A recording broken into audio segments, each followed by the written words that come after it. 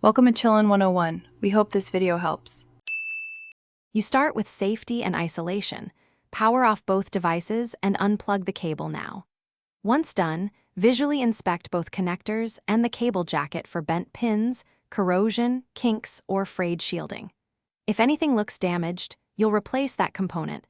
Damaged pins cause intermittent contact and frays reduce shielding. Make sure to swap in a known good cable to confirm whether the cable is the problem versus the device. This quick isolation saves time before deeper troubleshooting. You'll now diagnose signal and wiring. Use a multimeter to check continuity across conductors and verify shielding continuity. Lack of continuity or shorts indicates internal break or ground fault. Next, confirm the cable type: HDMI, DisplayPort, VGA, composite, because adapters change pin mapping and can mask faults.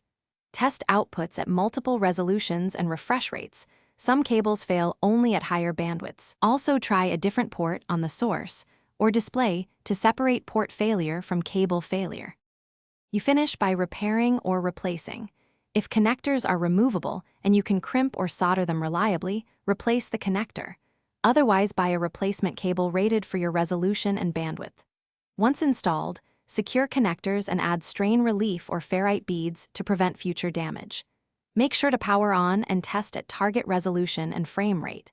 If issues persist, swap source and display to pinpoint which device fails. One key troubleshooting tip: try the cable on another system to confirm. Thanks for watching. Consider subscribing if we helped you.